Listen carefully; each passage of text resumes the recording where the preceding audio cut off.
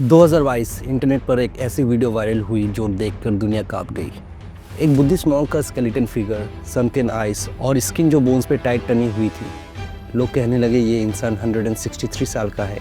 कुछ ने क्लेम किया ये 399 साल की एक औरत है।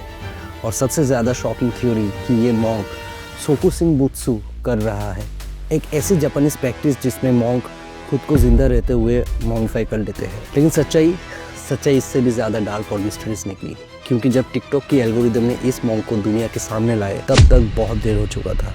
और जो सच्चाई निकली वो हर किसी को रूह कपा देने वाली थी। मैं हूँ रिद्धेव और आज मैं आपको ले जाऊंगा थाईलैंड के उस बुद्धिस्ट मॉन्क की कहानी में जो 109 साल तक जीने के बाद एक राज के साथ दुनिया से चला गया। ये है लुआंग फू येई की कहानी।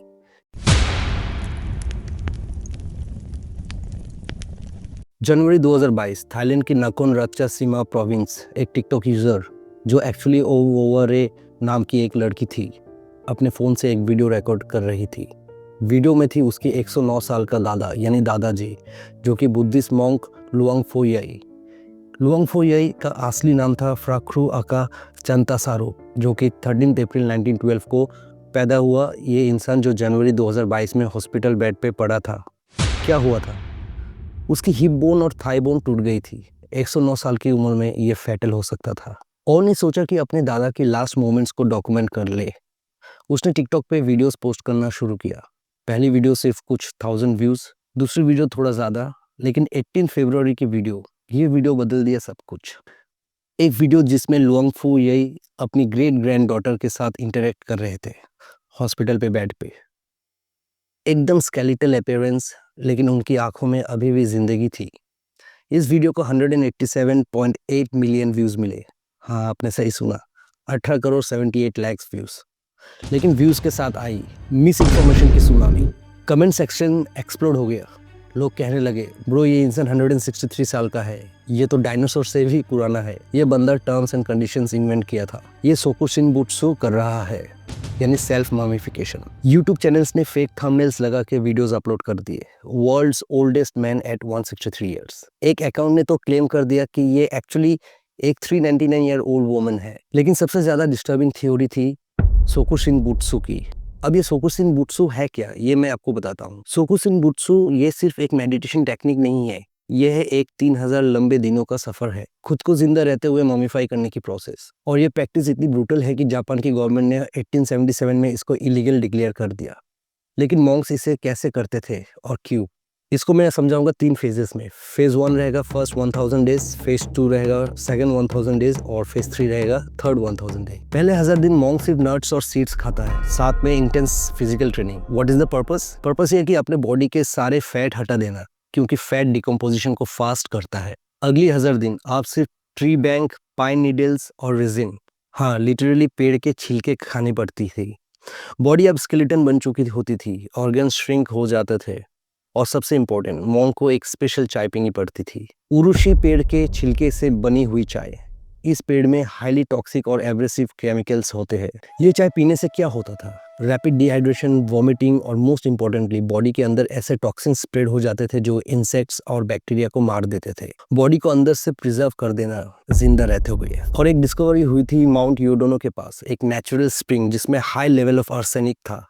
कुछ मॉन्क्स ये पानी पीते थे जो उनकी डेथ को और भी जल्दी ला देता था और प्रिजर्वेशन को परफेक्ट बना देता था। अब फेज 3 के जो फाइनल डेज होते हैं, तीसरा और फाइनल फेज, मॉन्क अब मेडिटेशन में होता है, लोटस पोजीशन में। उसका बॉडी इतना वीक हो चुका है कि वो मूव भी नहीं कर सकता, और फिर वो एक स्टोन टूम में लॉक हो जाता था, बेयरली अपने बॉडी से बड़ा। टूम के अंदर एक बैम्बू ट्यूब ब्रीदिंग के लिए रखा जाता था ताकि ऑक्सीजन पास हो सके, और एक बेल जो मॉन्क हर दिन बजाता है, ये बताने के लिए कि वो अभी जिंदा है।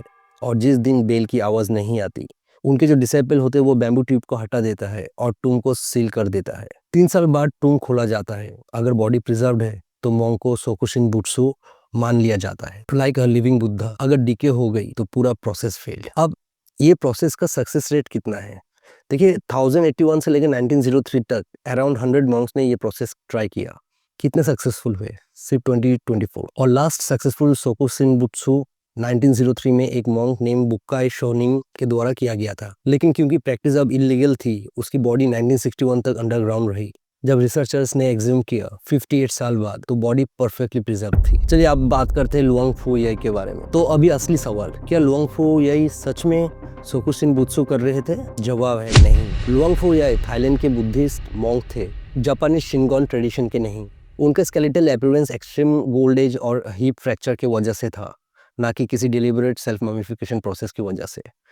ओयारे ने पब्लिकली क्लैरिफाई किया, please be respectful to my grandfather. My grandfather is not doing sokushinbutsu, he is just very old and sick. अब उनका जो फाइनल डे है, जो कि 18 मार्च 2022, लुआंग फू याई हॉस्पिटल बेड पे है, आवाज क्लियर है, बात कर रहे हैं अपने ग्रेट ग्रैंडडॉटर से, और उसका वीडियो कैप्शन था, I never thought that it just 4 more days he would live like this।